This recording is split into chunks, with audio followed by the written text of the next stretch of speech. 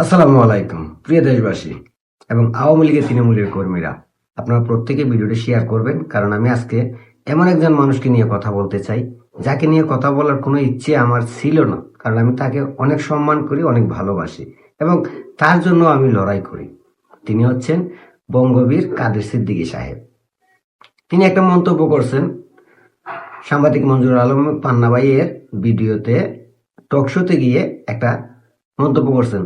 ওনাকে প্রশ্ন করা হয়েছিল যে শেখ হাসিনা দেশে ফিরলে তাকে ফাঁসি দেওয়া হবে, এটা কি সম্ভব?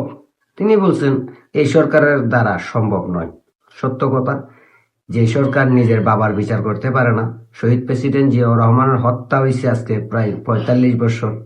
সে ৪৫ বছরের ভিতরে এখনো জিয়াউর রহমান হত্যার বিচার করতে পারে নাই।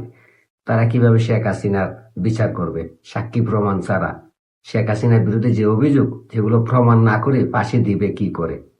তো আমার আলোচনার বিষয় এটা না। আমাদের বীর বঙ্গবীর কাদের সিদ্দিকী সাহেব একটা মন্তব্য করছেন। সেই মন্তব্য উনি বলছেন শেখ হাসিনা ক্ষমা চাওয়া প্রয়োজন, ক্ষমা চাওয়া উচিত, তাকে ক্ষমা চাইতে হবে দেশের কাছে, দেশের মানুষের কাছে। তিনি অপরাধী। আমি সম্মানের সঙ্গে প্রশ্ন করতে চাই বঙ্গবীর কাদের সিদ্দিকীর কাছে, স্যার আপনি বলবেন শেখ হাসিনার অপরাধটা কি? নির্দিষ্ট করে বলবেন।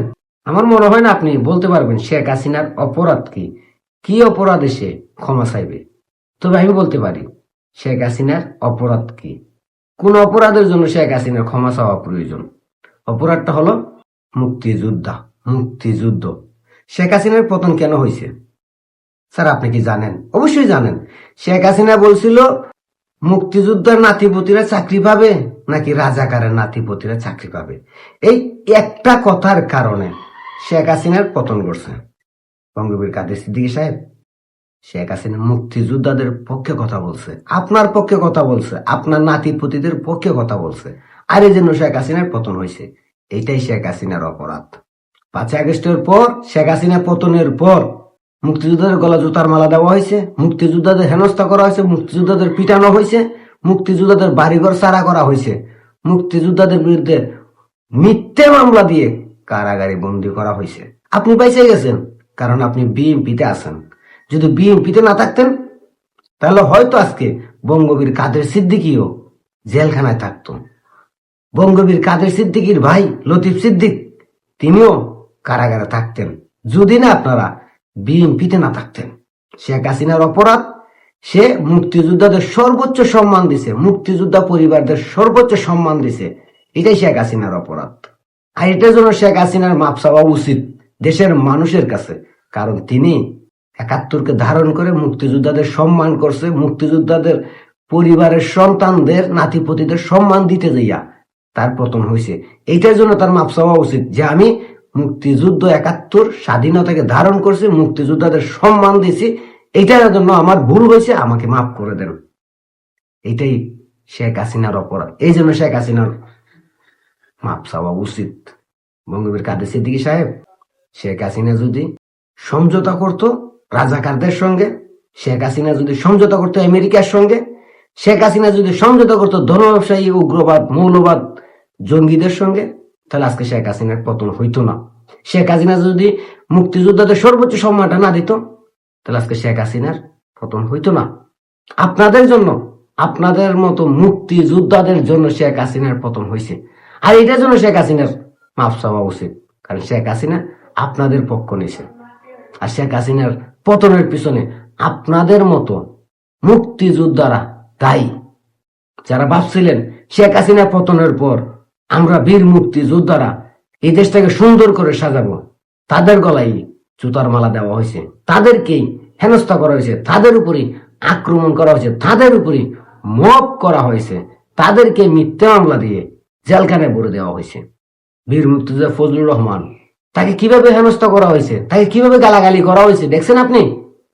কেউ ব্যবস্থা নেয় নাই। অথচ বিএনপির একজন প্রভাবশালী নেতা, বর্তমানে ইনি সংসদ সদস্য, ওনাকে এত অপমান, এত লাঞ্ছনা, এত গালিগালাজ করার পরও কোনো ব্যবস্থা নিতে পারে নাই। কেন পারে নাই? কারণ শেখ হাসিনা নেই বাংলাদেশে।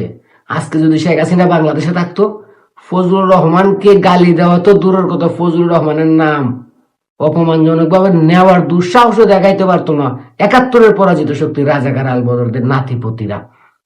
আপনিও তো অনেক জায়গায় হেনস্থার শিকার হয়েছেন, বিচার পাইছেন? পান নাই। কারণ বঙ্গবন্ধুর কন্যা শেখ হাসিনা দেশে নাই। শেখ হাসিনার বিরুদ্ধে চক্রান্ত করা হয়েছে, মেটিকুলাস ডিজাইন করা হয়েছে, মিলিয়ন মিলিয়ন টাকা আমেরিকা থেকে আনা হয়েছে, ষড়যন্ত্র করে শেখ হাসিনাকে ফাঁসানো হয়েছে। এটা এখন প্রমাণিত। আর এটা প্রমাণিত হওয়ার পরও আপনি যদি বলেন শেখ হাসিনা মাপ চাইতে হবে, তাহলে শেখ হাসিনা মাপ চাওয়া প্রয়োজন আপনাদের মতো মুক্তিযোদ্ধাদের সম্মান দেওয়া, আপনাদের মতো মুক্তিযোদ্ধাদের পক্ষে থাকা, আপনাদের মতো মুক্তিযোদ্ধার নাতিপতিদের পক্ষে থাকার কারণে যে তার পতন হয়েছে, এইটার জন্য শেখ হাসিনা মাপ চাওয়া উচিত। আমি আপনাকে সম্মান করি, কারণ আপনি একজন বীর মুক্তিযোদ্ধা। আপনাদের জন্য আমরা দেশ পাইছি। কিন্তু আপনারা যখন চক্রান্তের শিকার হওয়া ব্যক্তিকে অপরাধী বলেন, তখন সত্য কথাটা বলতে হয় আমাদের। আমরা 71-কে ধারণ করি, মুক্তিযুদ্ধকে বিশ্বাস করি, বঙ্গবন্ধুকে আদর্শ মনে করি। আর তাই আপনার এই কথার জবাবটা দিতে বাধ্য হলাম। মাফ করবেন বীর মুক্তিযোদ্ধা, বীর উত্তম বঙ্গবীর কাদের সিদ্দিকী সাহেব। সত্য কথাগুলো আমি বলছি, এই জন্য আমাকে মাফ করবেন। আর বঙ্গবন্ধুর কন্যা শেখ হাসিনা দেশে যখন বলছে আসবে, ইনশাল্লাহ আসবে। আর শেখ হাসিনা আসলে আপনারাও শান্তিতে থাকতে পারবেন।